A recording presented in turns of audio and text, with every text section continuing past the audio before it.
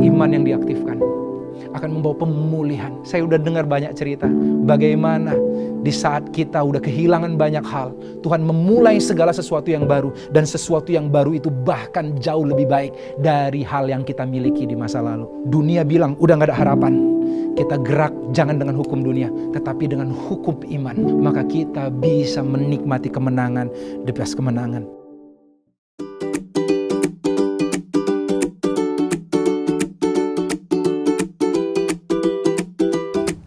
Halo Star Kids. Selamat datang di Star Kids.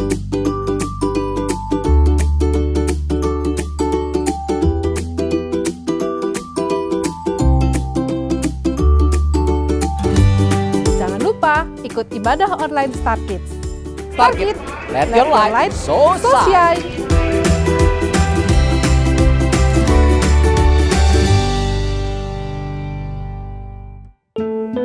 Selamat hari Minggu saudara, bertemu kembali dalam ibadah online MDC Jakarta hari ini.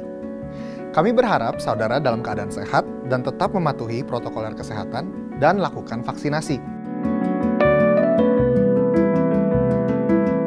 Sebelum ibadah dimulai, saya akan menyampaikan beberapa informasi berikut ini. Sakramen penyerahan anak akan dilakukan Jumat 20 Agustus 2021 secara online dalam acara Doa The Altar. Bagi orang tua yang ingin menyerahkan anaknya, silakan menghubungi nomor yang tertera di layar. Doa membuat kita semakin bertumbuh di dalam pengenalan yang benar kepadanya. Oleh karena itu, berdoalah. Ada 2 kegiatan doa yang dapat kita ikuti bersama. Ada Morning Chapel yang diadakan setiap hari jam 5 sampai 6 pagi melalui Zoom, dan Doa The Altar setiap hari Jumat pada jam 8 malam.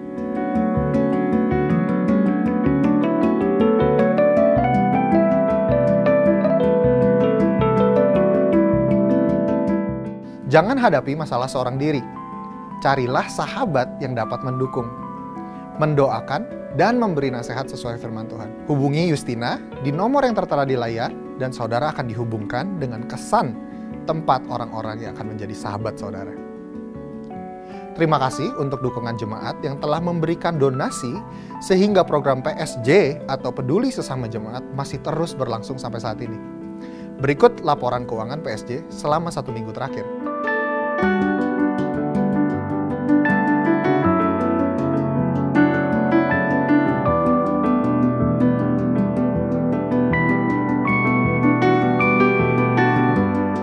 Sebentar lagi kita akan masuk dalam pujian penyembahan dan firman.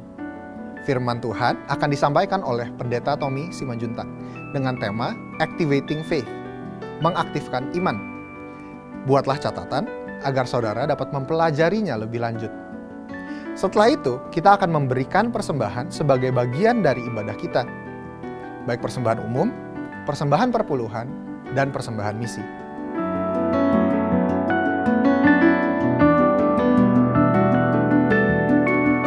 Demikian informasi untuk hari ini.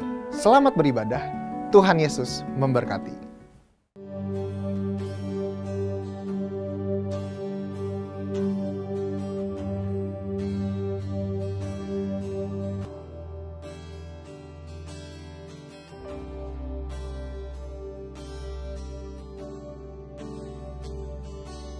The splendor of the King, clothed in majesty.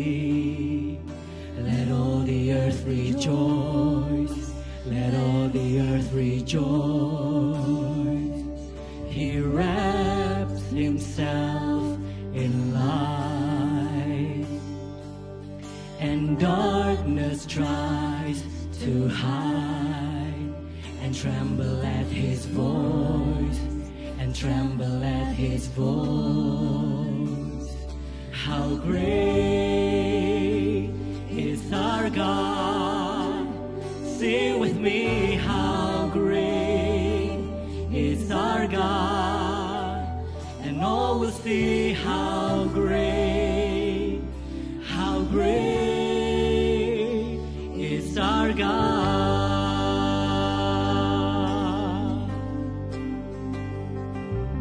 The splendor of a King.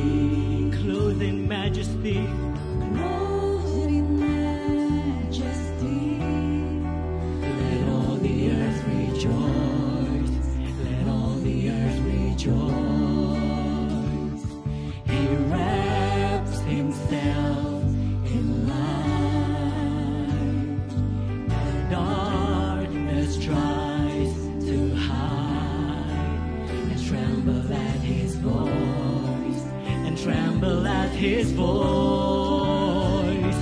How great is our God. Sing with me, how great is our God. And all will see how great is our God. How great is our God. How great is our God. Sing with me, how great is our God. And all will see how great is our God. Name above every name, name above all names. You are worthy of our praise, and my heart will sing how great is our God. Jesus, you're the name above every name. Oh, name above all names. You are worthy of our praise, and my heart will sing how great is our God. Oh, how great is our God. Sing with me, how great is our God. And all will see how great is our God. How great is our God. How great is our God. Sing with me, how great is our God.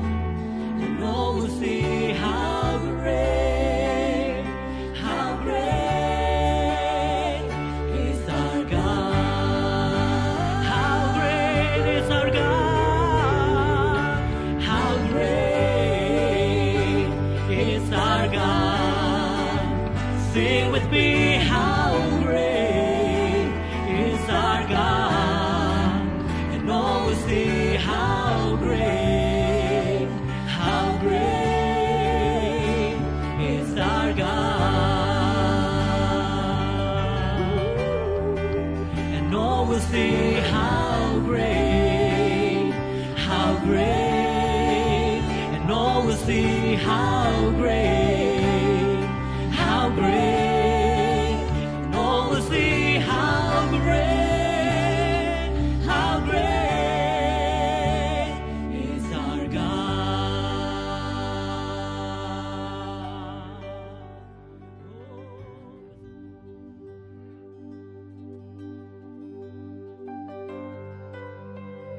Kami menyembah-Mu Tuhan.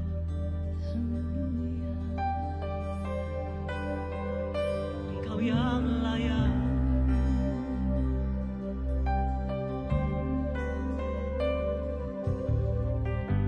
Ku menyembah dalam kudus hadirat-Mu. Hampiri tata kasih karunia-Mu Bapa.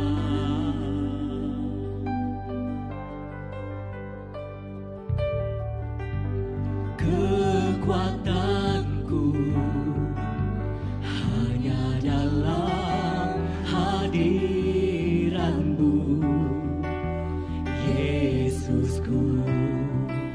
Hanya Kaulah segalanya.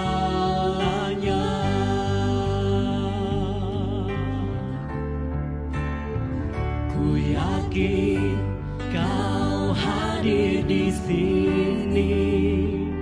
Ku rasakan kuasa yang tak terbatas. Ku yakin Kau nyata di sini. terjadi di sini.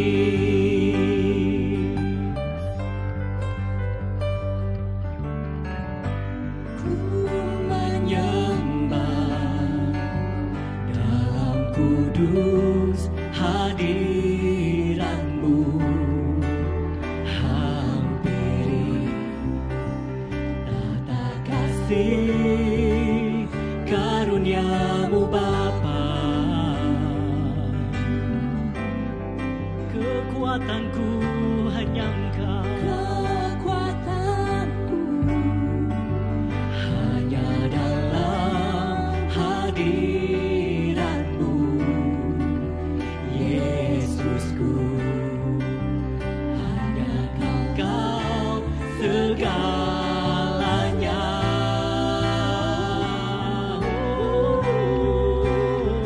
Ku yakin Kau hadir di sini.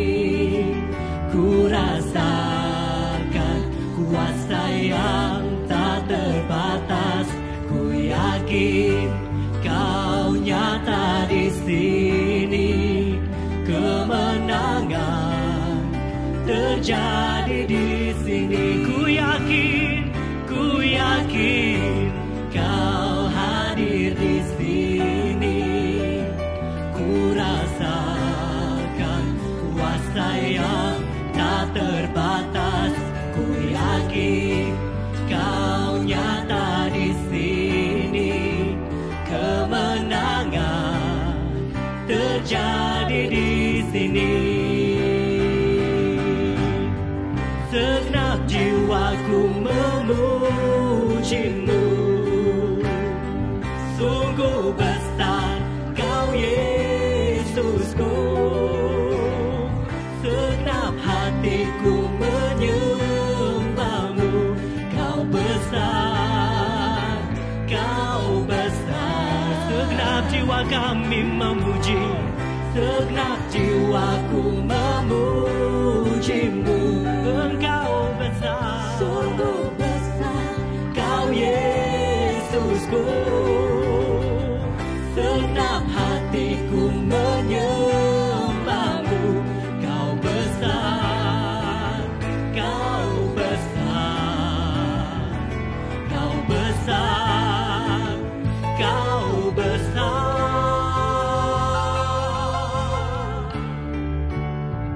Ku yakin Kau hadir di sini. Ku rasakan kuasa yang tak terbatas. Ku yakin Kau nyata di sini. Kemenangan terjadi di sini.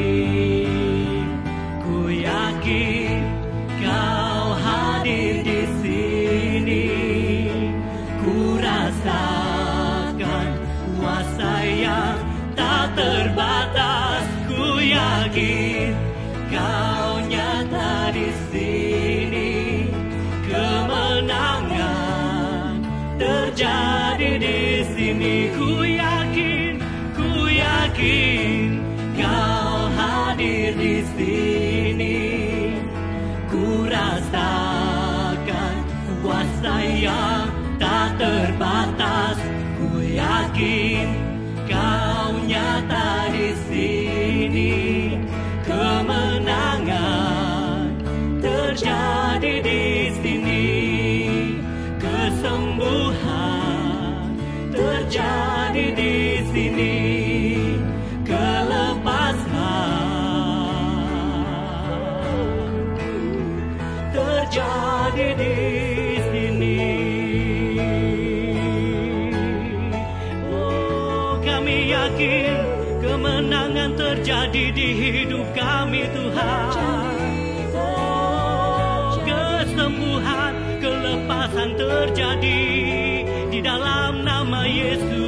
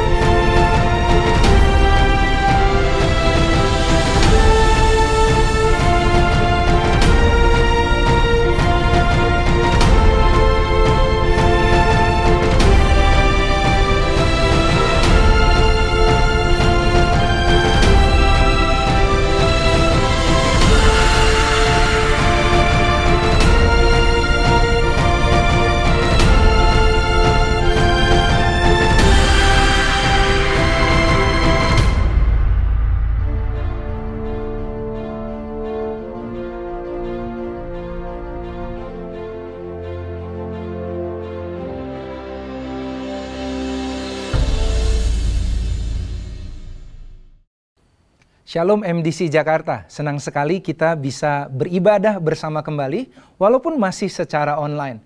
Tapi tidak mengurangi sukacita kita karena Tuhan hadir di tengah-tengah kita. Sebelum kita mendengar firman Tuhan, mari kita satukan hati, kita berdoa lebih dulu. Bapa yang baik, kami bersyukur untuk waktu yang baik di mana kami bisa beribadah kepada Tuhan. Kami percaya Allah hadir di tengah-tengah kami. Dan Allah rindu untuk berfirman kepada kami.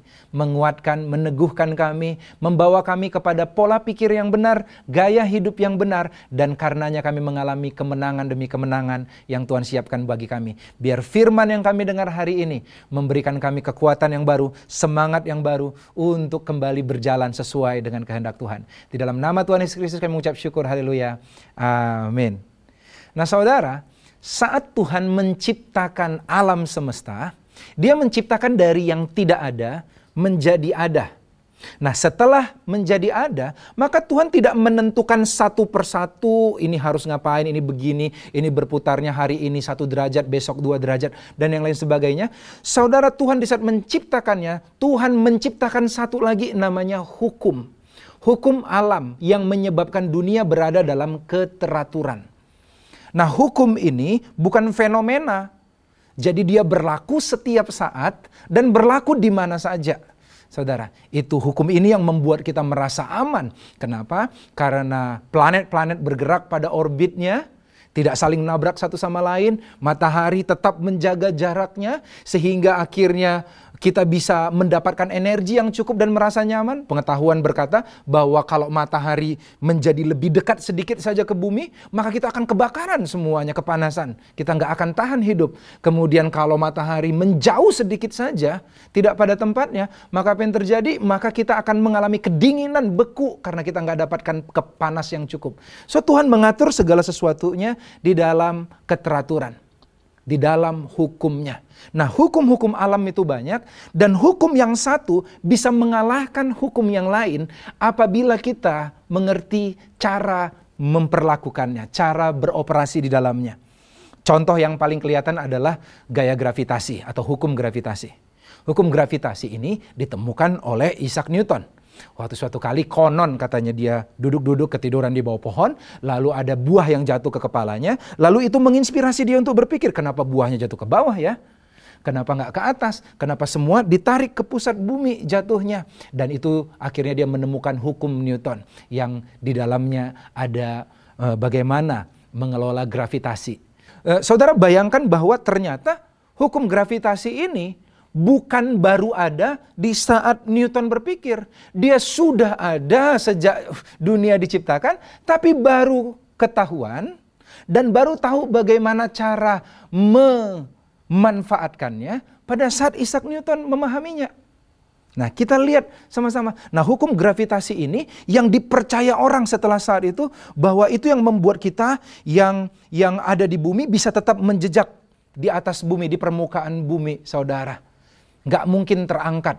Percaya nggak percaya, suka nggak suka. Kalau saudara terjun dari gedung, dari sebuah menara, saudara akan jatuh ke bawah. Saudara nggak perlu tahu apa itu kata gravitasi. Kalau saudara terjun dari jurang, saudara akan jatuh ke bawah. Itu berlaku bagi semua orang. Akan tertarik ke pusat bumi. Nah, suatu kali saudara, pada zaman ribuan tahun, orang percaya bahwa gaya gravitasi inilah yang mengatur kehidupan orang, sehingga orang ditakdirkan hanya berada di permukaan bumi.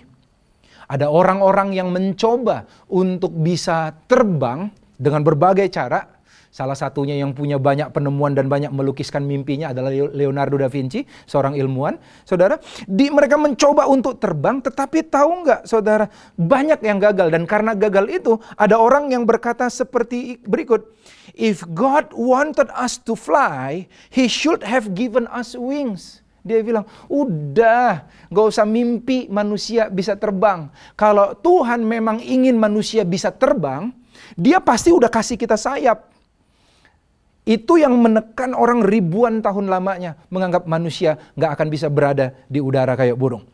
Sehingga ada seorang yang mengalahkan hukum gravitasi itu, namanya Wright Brothers. Dan akhirnya mereka menciptakan pesawat yang proper pertama kali, saudara. Lalu akhirnya bisa terbang, dan waktu terbang orang baru percaya bahwa manusia bisa mengalahkan hukum gravitasi, dikalahkan oleh hukum lain yang digunakan oleh Wright Brothers, yaitu apa? Namanya hukum aerodinamika.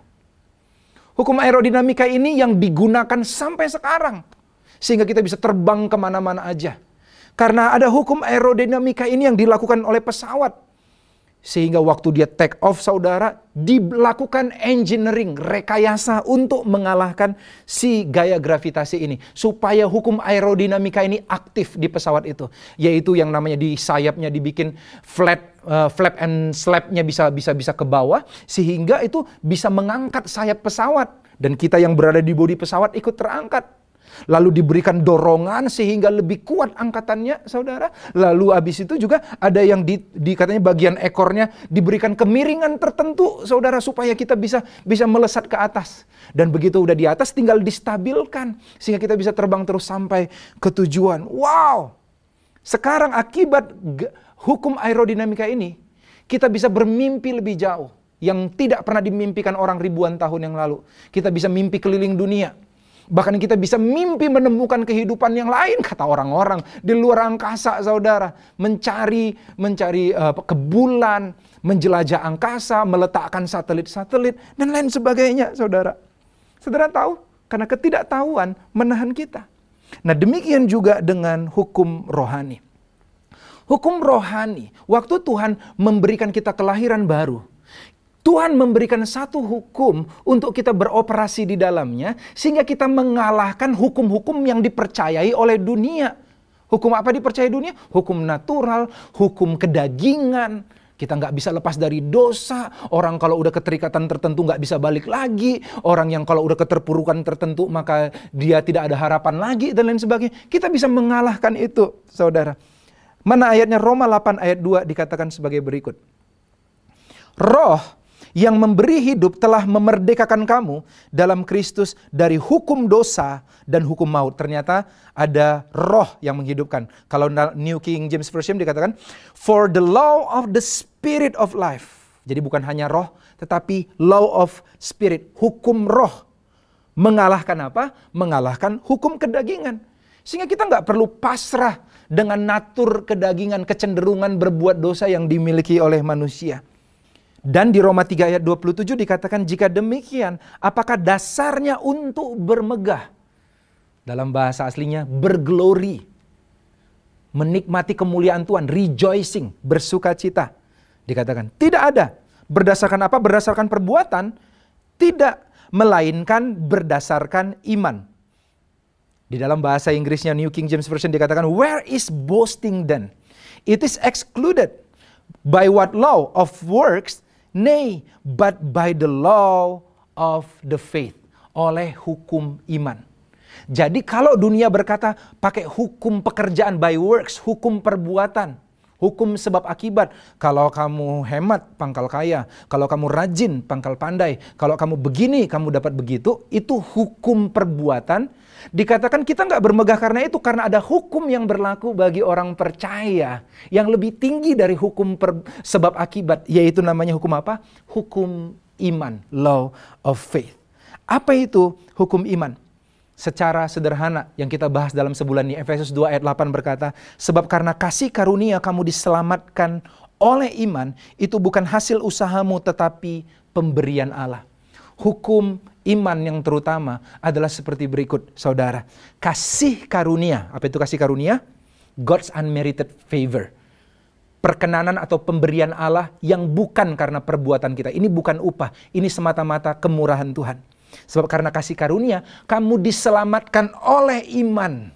Iman itu bagian kita. Apa itu iman? Iman atau pistis dalam bahasa Yunaninya adalah respon terhadap kasih karunia Allah. Yaitu bagaimana kita menyambut semua yang disediakan Allah lewat karyanya di atas kayu salib. So ini hukumnya. Segala sesuatunya telah disediakan Tuhan lewat karyanya di atas kayu salib. Kesembuhan, keselamatan, kecukupan, dan lain sebagainya, saudara. Pemulihan. Semua disediakan, tetapi itu hanya bisa diakses. Tuhan menyediakan hukumnya. Ini hukumnya Tuhan. Hanya bisa diakses melalui iman. Sehingga setiap yang percaya tidak binasa, melainkan beroleh hidup yang kekal. Memang kasih karunia Allah buat semua orang, tetapi tidak semua orang mau menyambutnya. Cara menyambutnya Tuhan kasih hukumnya lewat iman. Ini hukum iman. Nah ini saudara, hukum iman sama seperti hukum aerodinamik yang mengalahkan hukum gravitasi. Kalau kita tahu cara mengoperasikannya, demikian juga hukum iman akan membuat kita hidup berkemenangan. Saudara, 1 Yohanes 5 ayat 5 dikatakan seperti berikut. Siapakah yang mengalahkan dunia selain daripada dia yang percaya bahwa Yesus adalah anak Allah? Iman kita itu iman yang mengalahkan dunia. Kita nggak hidup sebagaimana dunia hidup. Dunia hidup karena realita, karena apa yang dia lihat. Anak Tuhan hidup karena percaya kebenaran. Dalam hidup ada realita, ada kebenaran. Orang sering menganggap realita itu adalah kebenaran. Apa yang bisa dilihat itu berarti benar. No picture hoax, kan gitu saudara. Tetapi Alkitab katakan anak Tuhan hidup bukan karena melihat, tetapi karena percaya, saudara. Itu hukum iman. Kita hidup karena percaya, dan karena hidup percaya itu kita bisa mengalami kemenangan. Nah, Tuhan telah menganugerahkan iman kepada kita. Tetapi salahnya kita nggak menggunakan iman itu sebagaimana mestinya. Sama seperti dari zaman dahulu kala, Tuhan telah menyediakan hukum aerodinamika untuk mengalahkan gaya gravitasi. Tetapi karena orang nggak tahu dan nggak mengoperasikannya, mereka tetap ada di bumi, tidak bisa terbang. Demikian juga kita, karena kita nggak tahu dan kita tidak aktifkan, maka kita hidup dalam hukum-hukum natural, sama kayak orang-orang dunia, tidak hidup dalam hukum iman. Nah, bagaimana mengaktifkan iman? Ini terlihat jelas di dalam satu kisah. 1 Samuel pasal yang ke-30, saudara. Kalau kita tahu latar belakang ceritanya, saat itu Daud melarikan diri dari Saul, Raja Israel saat itu. Dan supaya dia cari aman, maka tempat teraman bagi dia dari serbuan tentara raja yang berkuasa adalah dengan melarikan diri ke wilayah musuh si raja, yaitu daerah orang Filistin.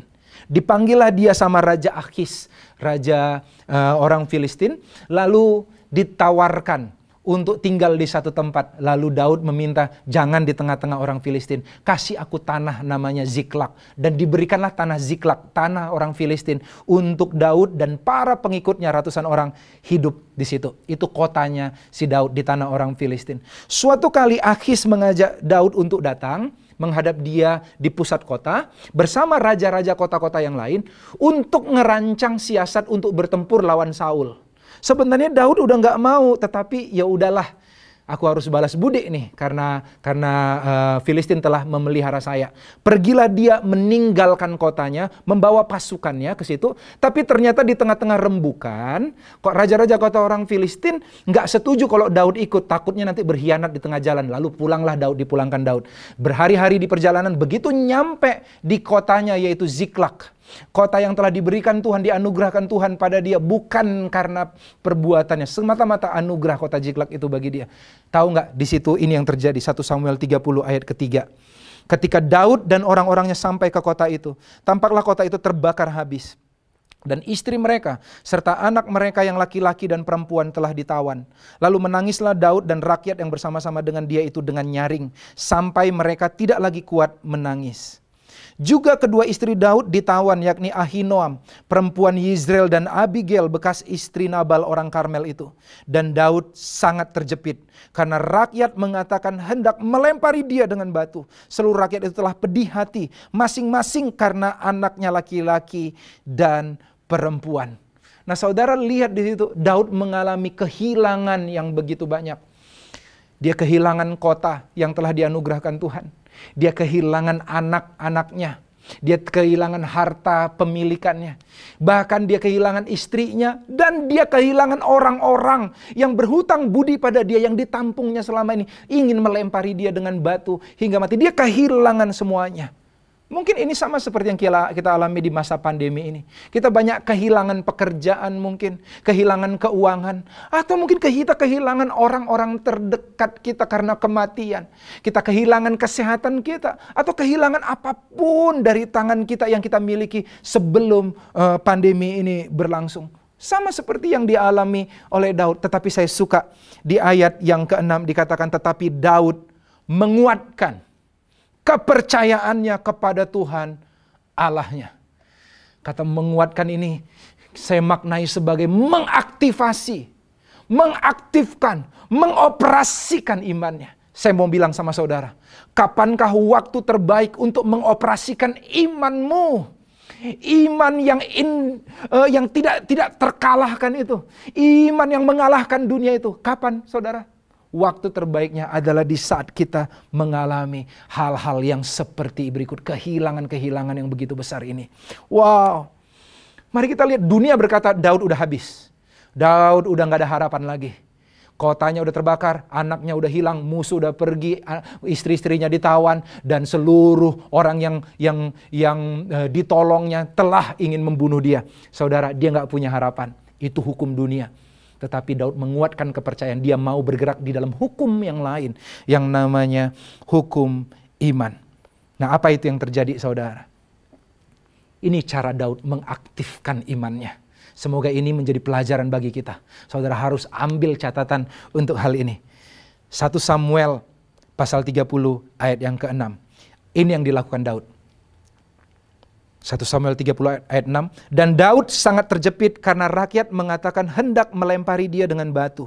Seluruh rakyat itu telah pedih hati. Masing-masing karena anaknya laki-laki dan perempuan.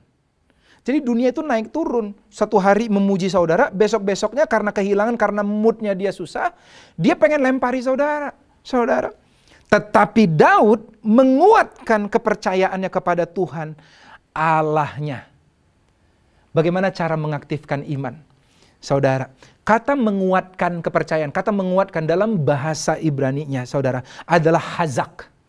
Hazak lebih tepatnya artinya mengikatkan diri kepada Tuhan. Sama seperti sesuatu yang lemah, sesuatu yang letoy, yang lemes, saudara. Begitu diikatkan, ditempelkan kepada sesuatu yang kuat, dia menjadi kekuatannya, menjadi kekuatan. Sesuatu yang kuat itu. Sama seperti satu lidi, saudara. Gampang dipatahkan kalau satu, begitu ditempelkan di dalam komunitas lidi itu, saudara, maka dia akan menjadi kuat. Demikian juga yang dilakukan Daud. Dia mengikatkan diri. Cara mengaktifkan kepercayaannya adalah dia dengan apa, saudara? Kita lihat dia mengikatkan diri. Bagaimana cara mengikatkan diri? Dikatakan selanjutnya, saudara, kita lihat ayat 8. Kemudian bertanyalah Daud kepada Tuhan. Katanya, haruskah aku mengejar gerombolan itu? Akan dapatkah aku susul? Dan ia berfirman kepadanya, kejarlah, sebab sesungguhnya engkau dapat menyusul mereka dan melepaskan para tawanan.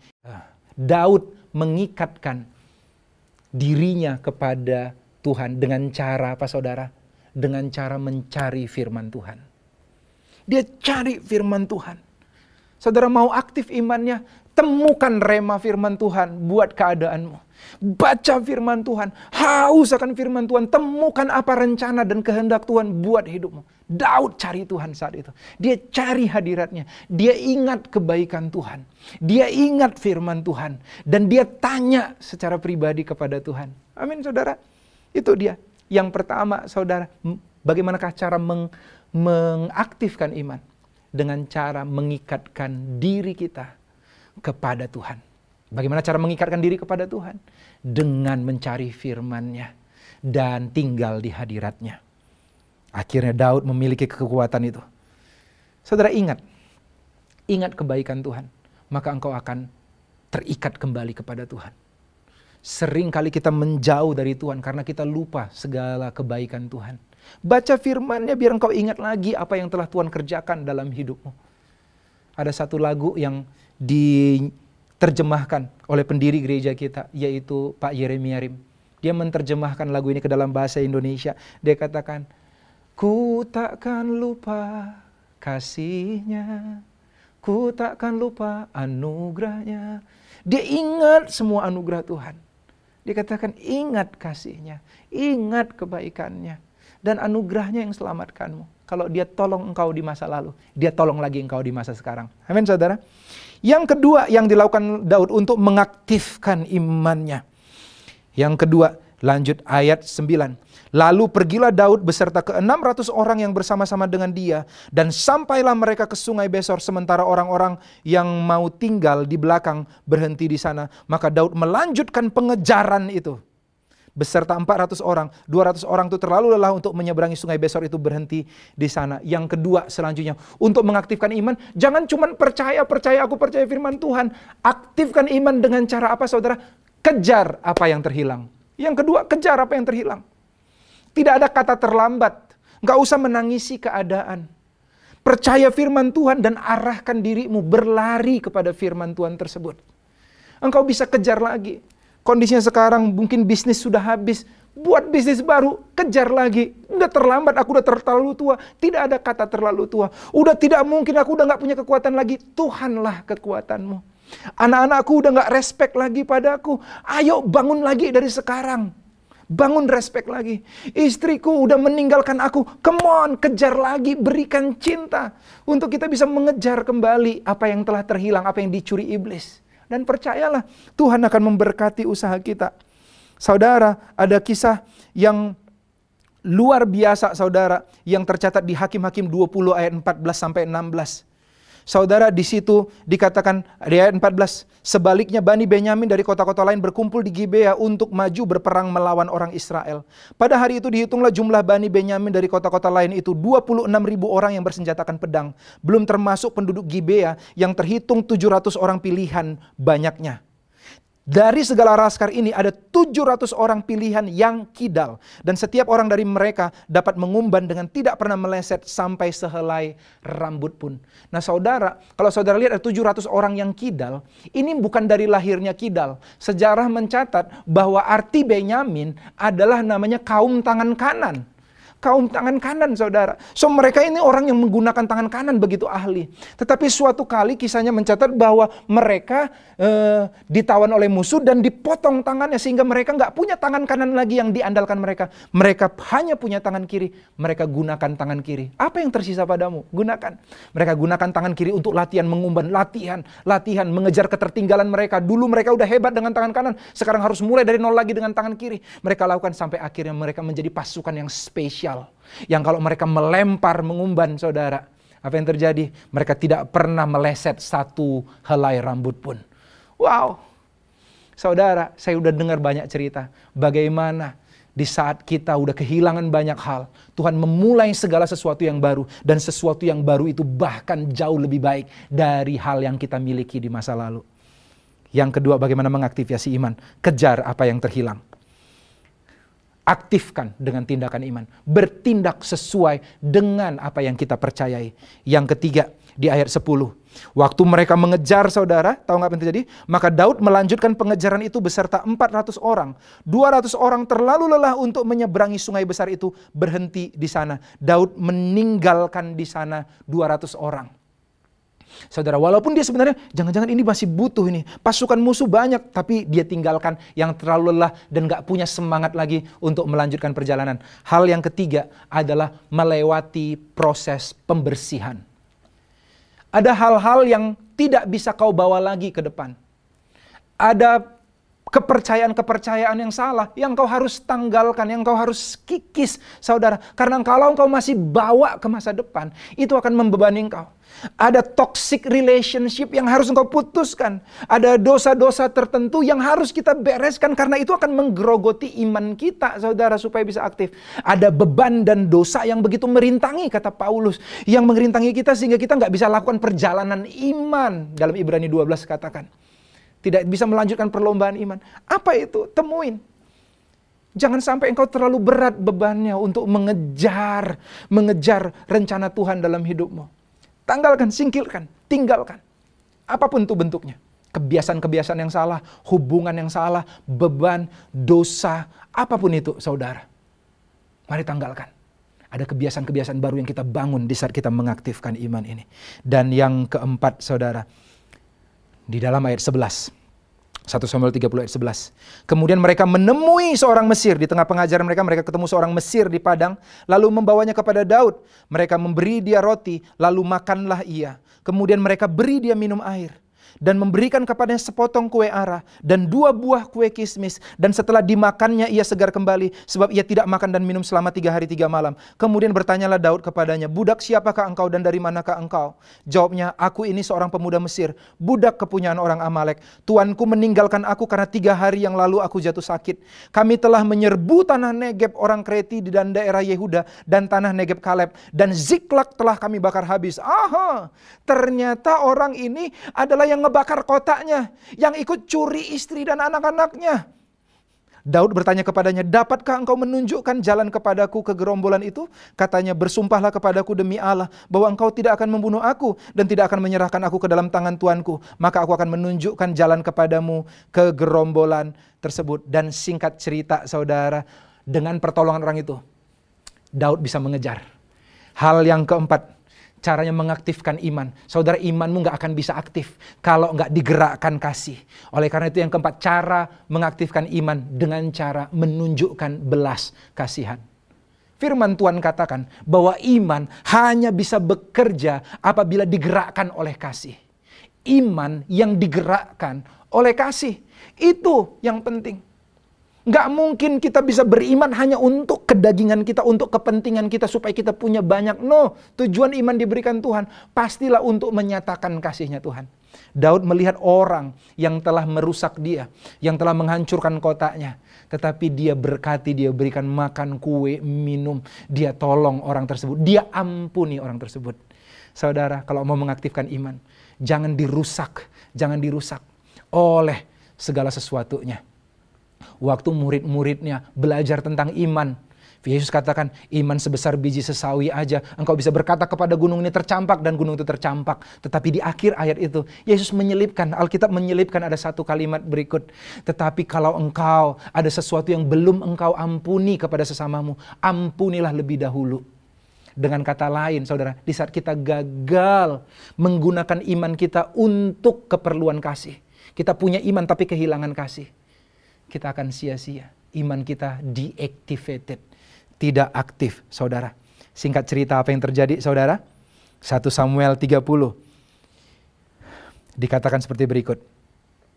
Dia ngedapatin bahwa ayat 18, Daud melepaskan semua, bahasa Inggrisnya recovered all, pulih semua apa yang dirampas oleh orang Amalek itu.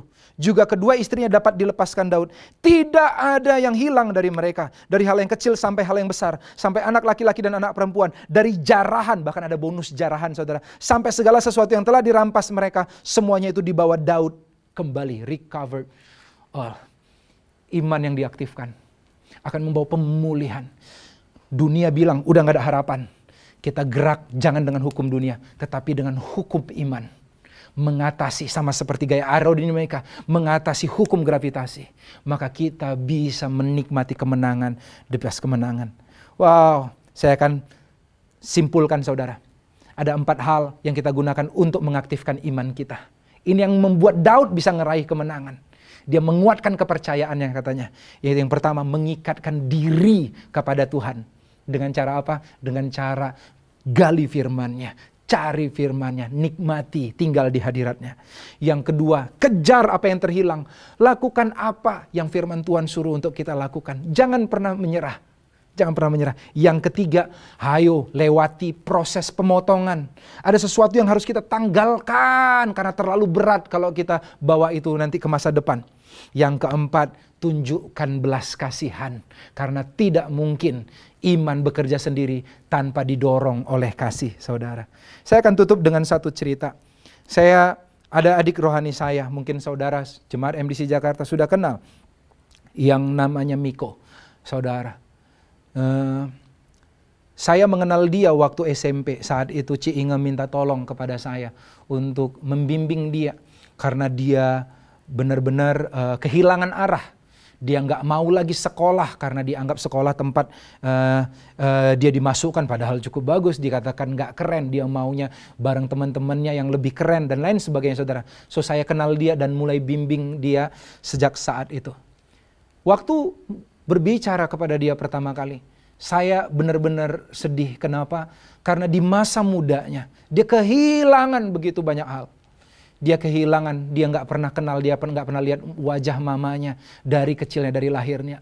Kemudian papanya juga dia nggak pernah merasakan kasih seorang ayah karena keterbatasan ayahnya dan perilaku yang mungkin saat itu belum bertobat, saudara.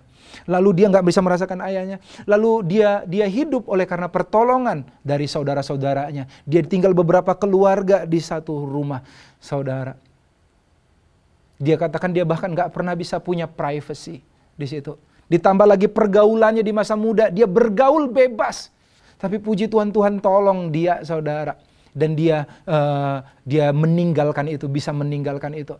Kemudian banyak banget. Dia nggak punya cita-cita, nggak punya masa depan, nggak sekolah, nggak punya keluarga. Lalu pada saat yang sama dia baru cerita sama saya karena penampilannya yang mungkin agak kurus kecil, orang sering bully dia, sering ngata-ngatain dia, sering ngerjain dia, saudara.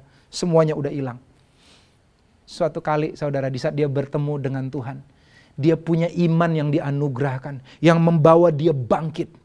Di saat dia yang pertama, dia kuatkan kepercayaannya kepada Tuhan. Dia ikatkan pada firman Tuhan. Saya kagum ngelihat bagaimana dia haus banget sama firman Tuhan. Dan ada satu ayat firman Tuhan yang benar-benar menginspirasi dia. Yang berkata apa, saudara? Yang berkata, apa yang belum pernah engkau lihat, apa yang belum pernah engkau dengar, dan apa yang belum pernah timbul dalam hatimu, itu yang Tuhan sediakan bagi orang yang mengasihi dan percaya kepada Tuhan. Dia imanin itu. Dan akhirnya dia bersedia sekolah lagi, yang tadinya udah putus sekolah. Dia sekolah ngambil paket C, saudara. Dia kejar, yang kedua, dia kejar apa yang terhilang. Walaupun teman-temannya udah pada kuliah, dia udah terlambat, dia kejar lagi dapat paket C. Lalu apa selanjutnya? Miko, saya katakan, aku mau kuliah bang. Oke, lanjutkan kuliah. Walaupun saudara, karena dia paket C saat itu mungkin dia lewat skip proses belajar, agak susah dia nangkap. Saya masih ingat di base camp anak-anak muda saat itu, dia datang pada saya, bang aku nggak ngerti nih, apa ini statistik, apa ini median, bagaimana cari rata-rata, bagaimana cari standar deviasi. Saya bukan anak akuntansi, saudara. Tapi kalau yang gitu-gitu masih bisa. Akhirnya saya ajarin dia. Dan itu menjadi modal bagi dia untuk ternyata aku bisa ngerti loh. Ternyata bisa ngerti loh kalau aku sungguh-sungguh belajar. Dan akhirnya dia selesaikan kuliahnya. Dia dapat gelar S1. Lalu saudara dia jalanin, saudara sambil kuliah, sambil dia mulai bisnis. Sesuatu bisnis yang tidak pernah dijalani oleh orang lain, yang mungkin jarang yang tertarik di situ. Tetapi dia benar-benar tekuni musik dia tekuni. Sampai akhirnya dia bukan hanya jualan, tetapi benar-benar menjadi orang yang mengerti musik. Dia akhirnya jualan piringan hitam. Dan singkat cerita, saudara, perusahaannya berkembang, mulai omset sana sini, dan dia terus jaga hubungannya dengan Tuhan. Tetapi di tengah-tengah dia harus lakukan hal-hal yang harus ditanggalkan. Cara-cara bisnis yang mungkin tidak fair secara pajak, dia tinggalkan. Dia mau jujur. Hubungan-hubungan yang tidak baik, hubungan yang tidak kudus dengan pasangan, dia putuskan, harus melewati putusan. Jadi proses pemotongan dia lewat. Karena itu menghalangi iman, membuat kita nggak dengan percaya diri mempercayai apa yang baik yang Tuhan siapkan kepada kita. Kalau kita nggak punya kita terlalu banyak beban yang membebani kita. Dan yang keempat, saudara, dia tunjukkan belas kasihan. Dia di tengah-tengah kondisinya, dia mengampuni ayahnya. Dia mengampuni papanya dan memutuskan untuk keluar dari rumah yang rame-rame, sewa kontrakan. Lalu habis itu mulai tunjukkan kasih, rawat ayahnya, sediakan makan pagi, makan siang, makan malam, memastikan papanya tetap dalam keadaan sehat, membuat papanya tetap senang. Saudara, ada hubungan yang pulih. Dan singkat cerita, di tengah-tengah keadaannya sekarang Tuhan mengembalikan semua yang terhilang, bahkan melimpah-limpah. Digenapi firman Tuhan yang berkata, apa yang belum pernah kau lihat, apa yang belum pernah kau dengar, apa yang belum pernah timbul dalam hati, Tuhan berikan. Sekarang dia S1 sarjana. Tokonya sangat berkembang, diberkati bahkan di musim pandemi. Dia bisa multiplikasi, sekarang dia sudah punya 2 toko dan diberkati luar biasa. Dulu dia mimpinya punya rumah, karena dulu mimpi rumahnya rame-rame, saudara. Dia pengen banget punya rumah, dia berhasil beli rumah di usia muda. Bulan Agustus ini udah mulai masuk ke dalam rumahnya yang baru yang telah dibeli, saudara. Lalu dia terus punya hubungan, kemanapun dia pergi dia ceritakan kasih Tuhan. Hubungan dengan ayahnya harmonis, saudara. Dan tiap hari, bahkan saya baru telepon sebelum saya khotbah ini, tiap-tiap hari dia cuma bisa menangis, menyadari betapa besar anugerah dan kasih Tuhan. Dan dia hanya bisa meresponi dengan iman. Tahukah saudara, Tuhan telah sediakan segala yang baik lewat karyanya di atas kayu salib buat saudara. Bagianmu, cuman aktifkan imanmu. Terima semua yang telah disediakan Tuhan. Dan alami, engkau akan hidup berkemenangan. Tidak lagi didikte oleh hukum-hukum natural, hukum-hukum duniawi. Karena kita bergerak di hukum yang lebih tinggi, yaitu hukum kerajaan Allah, hukum iman. Mari kita berdoa. Bapa yang baik, terima kasih untuk hari ini. Bapa, dimanapun jemaatmu berada, kehilangan-kehilangan apapun yang telah mereka alami. Mungkin itu adalah orang yang dikasihi. Mungkin kehilangan pekerjaan. Mungkin kehilangan penghasilan. Mungkin kehilangan cita-cita, mimpi-mimpi, rencana-rencana itu terhilang. Semuanya buyar oleh karena kondisi yang susah akhir-akhir ini. Apapun yang kami alami Tuhan, kami percaya bahwa kami tidak harus mendapatkan apa yang dunia katakan seharusnya kami dapatkan. Kami bisa mendapatkan apa yang kata Tuhan bisa kami dapatkan, yaitu apa yang Tuhan sediakan lewat karyanya di atas kayu salib, yaitu kesembuhan, keselamatan, pemulihan, kelimpahan, dan segala yang baik. Hidup menjadi berkat, hidup penuh kasih, hidup yang bermakna. Kami bisa dapatkan, kami mau aktifkan iman kami. Kami nggak mau menyerah apapun keadaan kami. Biar kami Tuhan, kami aktifkan iman kami. Dan kami temukan segala yang baik. Dan sama seperti firman yang didapatkan oleh Miko, kami aminkan juga apa yang belum pernah dilihat oleh mata. Apa yang belum pernah didengar telinga. Bahkan apa yang belum pernah timbul dalam hati kami. Tuhan sediakan bagi kami yang percaya kepada Engkau. Di dalam nama Tuhan Yesus Kristus kami terima. Roh Kudus tolong kami dalam proses pengaktifan iman ini. Dalam nama Yesus kami syukur, haleluya. Amin. Baik Bapak, Ibu, dan Saudara, kita sudah tiba di akhir ibadah online kita hari ini. Kita sudah memuji Tuhan dan juga sudah mendengarkan firman Tuhan yang tentunya memberkati dan menginspirasi kita. Dan sebentar lagi kita akan memberikan persembahan sebagai bagian dari ibadah kita, baik persembahan umum, perpuluhan, dan persembahan misi, melalui rekening atau QR Code yang tertera di layar saudara. Dan marilah kita berdoa untuk persembahan, kita berdoa untuk jemaat, berdoa untuk bangsa dan negara kita. Mari kita berdoa. Tuhan, kami satukan hati kami. Kami berdoa untuk kami sudah mendengarkan firman Tuhan. Biar firman Tuhan yang kami dengar ini dapat membangun kehidupan kami, menguduskan kami, dan kami semakin mengerti rencana Tuhan di dalam hidup kami. Tuhan memberkati jemaat-Mu yang memberi persembahan.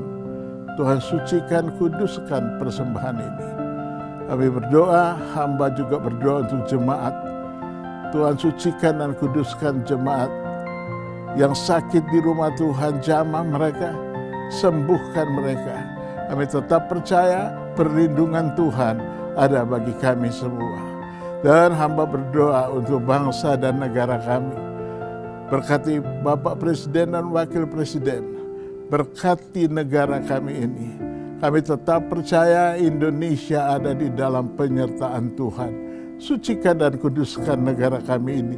Dan segala niat-niat orang jahat. Hamba percaya hidup kami untuk memuliakan Tuhan. Hamba mengucap syukur. Hamba mau berdoa dan tetap percaya perlindungan Tuhan ada bagi kami semua. Saudara, angkat kedua tanganmu dan terimalah berkat Tuhan. Bahwa dengan setia, menyenangkan hati Tuhan, taat melakukan kebenaran firman Tuhan, sungguh-sungguh engkau dekat dengan Tuhan, maka apa saja engkau kerjakan dibuat Tuhan berhasil. Keluargamu, pekerjaan tanganmu akan dibuat Tuhan berhasil. Anugerah Allah Bapa, kasih setia dari Tuhan Yesus Kristus, serta pertolongan Roh Kudus menyertai saudara saat ini sampai selama-lamanya. Amin.